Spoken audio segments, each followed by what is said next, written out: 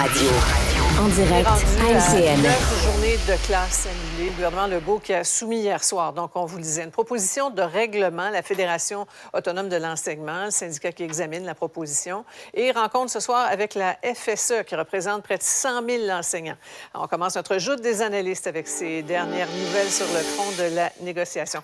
Paul-Mario Emmanuel, bonsoir. Bonsoir, Sophie. Bonsoir. Alors, on considère que tout ça est synonyme de progrès. Là. On est le 5 décembre, on approche du fameux crunch, Emmanuel?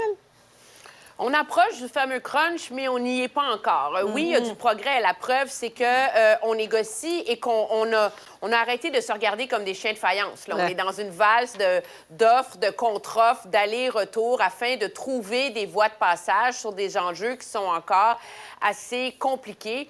Je vous dirais cependant que pour en arriver à une entente, il va falloir réussir à s'attaquer aux enjeux les plus complexes, comme sur l'allocation des tâches. Mais moi, je trouve que ce qui est un bon signe, c'est qu'on n'a pas entendu la présidente de la FAE aujourd'hui, qui, même si elle était déçue d'avoir eu ce qu'elle décrit comme une offre verbale avec seulement une annexe d'une page et demie, on trouvait que c'était pas assez étoffé, que ça manquait de sérieux. Mais finalement, il y en avait assez là-dedans pour qu'on retourne au bureau, qu'on regarde ça, qu'on l'analyse. Donc oui, ça avance, mais on n'est pas rendu dans le dernier droit, là, encore. Ouais. Moi, j'ai l'impression qu'on y est. C'est étrange, hein? On entendait le premier ministre dire que à la FAE, mais aussi aux autres tables que le gouvernement a bonifié, a-t-il dit, substantiellement leur offre salariale depuis 24-48 heures. Donc, c'est la lecture qui peut être faite aussi, à contrario, c'est que c'est justement une des dernières cartes qui restait au gouvernement. Puis ils ont décidé de la jouer dans l'espoir que ça crée une impulsion. Dans le cas de la FAE, Emmanuel, c'est clair que là, on n'est peut-être pas loin d'une entente. J'ai l'impression que le fait qu'on a fait une offre orale hier, ça veut dire que ça s'est décidé en toute dernière minute. Ils n'ont pas eu le temps de rédiger comme tel toutes les clauses et ils veulent avancer. Et là, si l'offre salariale bonifiée a été faite aussi à la FIC et également au Front commun, c'est que le gouvernement, justement, je pense en tout cas, veut amorcer cette phase finale. Oui. Et Mario, si on s'entend, si le gouvernement s'entend avec la FAE, ça envoie un signal aux autres syndicats, non? Oui, mais là, faisons attention, parce que ce qu'on voudrait pas, c'est des grèves à relais. Là. Moi, je pense aux enfants. On parle très peu des enfants, mais il y a des enfants qui souffrent, des enfants qui manquent beaucoup d'école. Et les grèves à relais, comprenez-moi, si on réglait cette semaine avec la FAE, si on réglait au moins assez pour que la FAE suspende ses grèves, mais là, vendredi, c'est le Front commun. Alors, plusieurs des écoles où les enseignants sont affiliés à la FAE ont dans l'école du personnel de soutien affiliés des syndicats qui sont dans le Front commun. Donc, l'école, vendredi et la semaine prochaine, serait quand même fermée à cause du personnel de soutien. Les enseignants de la FAE seraient payés, mais parce qu'eux auraient fini la grève, mais ils seraient payés chez eux. Ils ne pourraient pas franchir les lignes de pitage, aller enseigner. Et là, donc, on prolongerait ce nombre de jours, ce nombre de semaines où les enfants ne vont pas à l'école. Alors, le gouvernement doit garder ça aussi. Je pense qu'on ne veut pas vivre la grève à relais, là, chacun son tour, mais les écoles sont tout le temps fermées. En tout cas, on peut dire qu'il y a 368 000 élèves qui sont privés d'enseignement là, depuis le 23 novembre Et on dernier. a franchi, ce qu'il faut dire, c'est qu'on est en train de franchir le cap du 10 jours, là, où les petits accommodements pour sauver et récupérer deviennent presque impossibles. Et c'est ça, je pense, qui met énormément de pression sur tout le monde. Et ces Le enseignants-là, gouvernement, comme dit Mario, est dans une situation où il faut qu'ils réussissent à faire atterrir les deux avions en même temps. Et les enseignants, pas de fonds de grève, hein, pas de salaire. À la FAE, c'est ça. Mais le gouvernement, au fond, là, joue aux échecs avec 3 adversaires différents, à 3 tables différentes. Et s'il réussit à conclure le jeu à une des tables, ça aura évidemment un effet sur les autres. Donc, tout ça est imbriqué en ce moment-là. Bon, un autre sondage léger à se mettre sous la dent. Petite mise en bouche, cela dit. Le reste, vous le lirez demain dans le Journal de Montréal, le Journal de Québec. Parlons du taux de satisfaction envers le gouvernement Legault. On a aussi mesuré celui envers le gouvernement Trudeau. Alors, on en parlait plus tôt, là, voyez les chiffres. 63 insatisfaits, ça, c'est M. Legault. Du côté de M. Trudeau, on n'est pas loin non plus. Là, je pense que c'est du 60 on va voir le tableau. Bon. Alors, même chose du côté fédéral. Comment vous interprétez ces chiffres-là? Là? C'est intéressant qu'on soit à peu près dans les mêmes eaux aux deux niveaux du gouvernement. Comment, Emmanuel, tu vois ça? Oui, bien, moi, je vois ça surtout que M. Legault est encore plus impopulaire que M. Trudeau. C'est ça qui est quand même assez surprenant, là, parce que on parle de l'usure du pouvoir de M. Trudeau qui fait face à une défaite inévitable, puis en vérité, il y a un tout petit peu plus d'appui que M. Legault. C'est révélateur, moi, je pense, d'un gouvernement qui paye très, très cher ce conflit de travail, d'une part. Là, quand il y a 500 000 personnes au Québec qui sont en conflit de travail, ajouter leurs conjoints, leurs amis, leurs proches et tout le reste, beaucoup de monde, ça fait énormément de ressacs pour un gouvernement, surtout, qui est confronté au fait que depuis le début de son 2e mandat, il n'y a pas de projet. On est dans la gestion à la petite semaine. Puis donc, ça fait qu'il est très vulnérable aux sautes d'humeur de l'électorat. Avant de vous entendre, Paul et Mario, on a demandé au premier ministre pourquoi il se retrouve dans les bas-fonds des sondages. Un petit bout de réponse. Comment vous expliquez que vous êtes le premier ministre le moins aimé actuellement? Écoutez, actuellement, ma priorité, c'est de régler les négociations. Paul? C'est une réponse classique, sauf où je commande jamais les sondages, ce qui est pas vrai, mais c'est quand même phénoménal. Reculons d'il y a 12-15 mois, ce gouvernement à Québec était le plus populaire et de loin au pays. Là, maintenant, il coule comme une pierre lancée dans un lac. Quelle est la raison? Est-ce qu'il y a une raison? Pourquoi? Tous les gouvernements partout en arrachent des conseils de ville, des administrations marchands, Plante à Montréal, Justin Trudeau dans les provinces canadiennes, sauf une exception. Tout le monde en arrache en ce moment, mais c'est vraiment une période extrêmement difficile pour le gouvernement Legault. Un dernier mot, Mario? Oui. Le dernier qu'on vient de voir, c'est ça que je vais commenter. Ouais. Le trait. Tu as le taux de satisfaction, mais dans les insatisfaits, tu as les insatisfaits, tu as les très insatisfaits. Alors, regardez, le plus grand nombre maintenant est au niveau des très insatisfaits. Ça, c'est inquiétant pour le gouvernement. Ça veut dire que les gens sont pas juste un peu déçus. Les gens haïssent le gouvernement. Là. Les gens veulent s'en débarrasser. Alors, la CAQ est passée d'un gouvernement tout-puissant à un gouvernement dont, soudainement, une majorité veut se débarrasser. C'est toute une côte à remonter. Là. Demain, dans les journaux de Montréal et de Québec, donc, avec tous les détails. Intention de vote aussi, ça va être intéressant à regarder. On poursuit la discussion dans quelques minutes. J'ai hâte de vous entendre sur le ministre Mathieu Lacombe qui a dévoilé accidentellement un plan d'aide aux médias. Restez avec nous. Une autre vision de l'actualité. Cube Radio. Alors, tu me parles d'intelligence artificielle? Bien sûr, Mario. Oui, je te parle d'intelligence artificielle aujourd'hui parce que on a déjà des inquiétudes qui germent depuis déjà un certain moment sur les emplois qui pourraient être remplacés par l'intelligence artificielle. Oui, ça va créer des jobs, mais ça risque d'en impacter plusieurs. Et c'est entre autres un rapport du département de l'éducation du Royaume-Uni qui s'est penché là-dessus puis qui ont décidé de publier un rapport il y a quelques jours de ça. Donc, concernant des métiers qui seraient facilement remplaçables par l'intelligence artificielle. Ou du moins qui semble l'être, là, parce qu'il y a beaucoup de critiques qui émergent de ce rapport-là, parce que le top des emplois, là, on a listé 365 emplois différents qui pourraient être impactés ou remplacés plus facilement par l'intelligence artificielle, des plus facilement remplaçables au moins facilement remplaçables. Et là-dedans, Mario, un des métiers qui revient, qui est assez inusité, c'est tout ce qui est membre du clergé. Des prêtres, des sœurs, tous ces gens qui travaillent dans l'Église en tant que tel, Mario. Qui pourraient être remplacés par ChatGPT ou par l'intelligence artificielle. Exactement, les prêtres puis les vicaires qui sont numéro 12 sur cette liste de 365, je le rappelle, où ils se retrouvent là-dedans, puis ça a suscité tout ça. Mais là, la machine ne peut pas avoir la foi.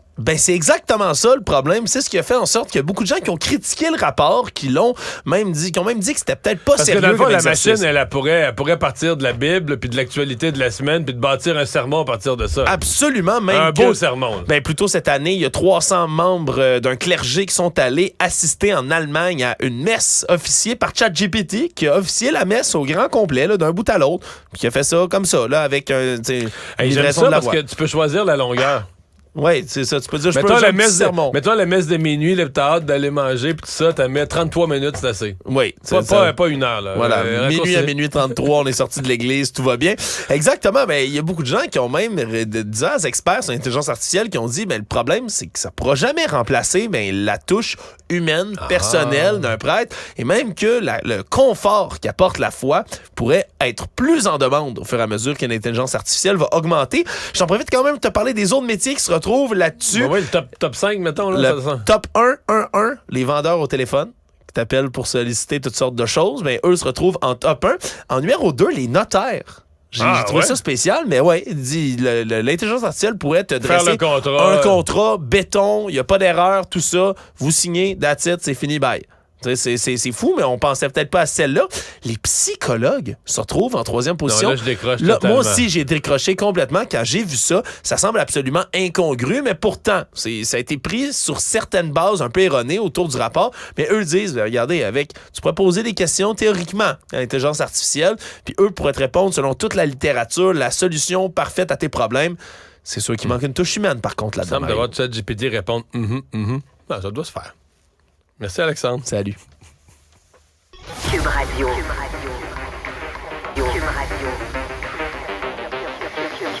Cube Radio. En direct à LCN. On ajoutait hier à des centaines de pertes d'emplois à la longue liste qui nous donne une idée de l'ampleur de la crise qui touche les médias traditionnels. On découvre que le ministre québécois des Communications a un plan dans ses cartons. Vous voyez ses réactions quand des yeux indiscrets se sont posés sur ces documents.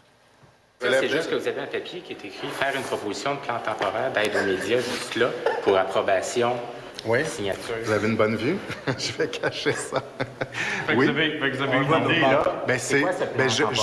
Je l'ai dit publiquement, donc ça, c'est pas une cachette. J'ai dit publiquement, on doit mieux se concerter avec Ottawa parce qu'effectivement, en ce moment, il y a un trou. Ah, les yeux perçants des journalistes. Et les qualités de patineur. Faut y acheter un sac à dos comme Stéphane Dion, là. C'est ça. Oh mon Dieu, j'ai les intentions de vote du sondage léger de demain. Je cache. Et là là. Je cache ça tout de suite. Mathieu Lacombe est un bon patineur quand même. Vous l'avez vu rétro-pédaler quand même assez efficacement. Donc, c'est clair là, que ça discute entre Québec et Ottawa sur un programme qui serait appliqué à très court terme parce qu'évidemment, dans la mise à jour économique d'il y a 2 semaines à Ottawa, il n'y avait rien, pas rien pour les médias électroniques. Donc, il semble que ça discute là, en ce moment intensément entre Québec et Ottawa, c'est clair. Est-ce qu'on peut avoir un petit peu d'espoir, Emmanuel, à court terme, en tout cas? Oui, parce que c'est comme si, en déposant sa mise à jour économique, Ottawa s'est rendu compte qu'il y avait un angle mort, genre « Oups, on a oublié qu'il y avait une crise des médias électroniques au Canada malgré toutes les mises à pied. » Donc, ça a été un peu, je pense, l'impulsion avec la vague aussi des mises à pied. Mais moi, je voudrais que la valeur de ces plans-là, tout ça, c'est des vases communicants, là. On a eu des compressions à CBC Radio-Canada hier qui veut sa part du gâteau de l'argent des 100 millions de Google, qui veut faire pression sur Ottawa pour pas avoir à faire des économies. Donc, à un moment donné, le montant d'argent disponible est limité, là. Et donc, qu'est-ce qui va être distribué et comment ça va se concrétiser dans les coffres et la réalité des salles de nouvelles? Mais je pense qu'il va vraiment falloir voir le détail de tout ça, justement à cause des vases communicants entre Google, la crise des médias électroniques et les décisions qui s'imposent à CBC Radio-Canada. Mario, pendant ce temps-là, la présidente de CBC Radio-Canada, Catherine Tate, s'est fait demander par Adrian Arsenault sur CBC si on a renoncé aux primes de Noël pour les cadres. 16 millions ont été versés l'an dernier. Réponse évasive de Catherine Tate, qui a à peu près répondu « trop tôt pour le dire, vous me reposerez la question dans 2 mois. » On dit quoi? On dit quoi, Mario? Il faut voir la face de Mme Arsenault, là, qui était quand même, disons, ébahie par la réponse. D'abord, je me suis vraiment interrogé, parce qu'elle dit qu'il est trop tôt, il n'y a pas de décision de prise. On est le 5 décembre, d'après moi, là, pour les primes des cadres pour Noël. Là, il commence à être tard. C'est déjà décidé de 1.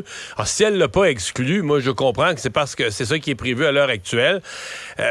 Ça en dit long, mais en fait, je comprends d'autres choses, moi, de l'annonce d'hier. Je comprends que oui, il y aura probablement des mises à pied à terme, mais que les chiffres, c'est du gros n'importe quoi, là. C'est une grosse campagne pour faire peur au gouvernement, pour dire au gouvernement, coupe-nous pas nos budgets, donne-nous l'argent de Google. Tu sais, quand il y a eu les coupures à TVA, c'était précis, c'était bien triste parce que les gens recevaient leurs lettres. Tu viens de perdre ton emploi, t'es dans un département qui est coupé. Là, à Radio-Canada, c'est rien. On dit que le printemps prochain, on va couper un nombre d'emplois, mais en même temps, la ministre dit, nous, les coupures, c'est pas certain. Alors, j'ai l'impression qu'il y a une grosse partie de l'action d'hier qui était pas de la gestion, qui était politique. Puis là, on comprend qu'ils n'ont même pas pensé à couper les primes aux cadres. C'est parce qu'ils n'ont pas de difficultés financières si tragiques que ça. Un dernier mot, Paul. Mais ça en dit long sur l'administration actuelle de Radio-Canada, de CBC, parce que le seul fait d'annoncer la suppression de centaines de postes, de plonger des centaines d'employés de Radio-Canada et de CBC dans l'incertitude à quelques semaines de Noël, au nom d'un bluff ou d'une manœuvre politique pour aller soutirer un peu d'argent du fonds Google, C'est épouvantable. Ouais. Et puis, si cela est vrai, il y a un questionnement sérieux à avoir, non seulement sur la manœuvre de Mme Tate, mais également sur son administration à elle, là, sans parler de l'idée qu'il y aurait une parité dans les coupes entre le secteur français et anglais de Radio-Canada. C'est pratiquement insultant pour les gens qui ne savent pas encore s'ils vont perdre leur job. Mais leurs patrons vont les rencontrer pour leur dire, là, on travaille là-dessus. Peut-être que dans 2 mois, je vais pouvoir te dire si tu as encore une job. Mais moi, ça se peut que j'ai mon boni de Noël. Je veux dire, en termes de message de la part de CBC, c'est absolument hallucinant. Il nous reste peu de temps. C'est quoi, c'est un boni de Noël en passant, là? Comment, Mario? C'est quoi ça? Non, mais c'est quoi, c'est un bonus de Noël? C'est quoi cette affaire-là? Un bonus pour quoi? Excusez-moi, là. Ouais, un bonus c'est pour les super codes d'écoute et pour la hausse des revenus publicitaires à CBC. Il nous reste 30 secondes, les amis, mais je voulais vous entendre sur l'enfouissement des fils Hydro-Québec. Vous en pensez quoi? 10 secondes chacun? Bien, si on l'avait fait après la crise du verglas, on n'en serait pas là, mais ça coûte cher. Puis il faut coordonner les travaux, puis ça, bien, on reporte à plus tard. Oui. Une stratégie, vous? Mais M. Sébia n'est pas dans la négation, là.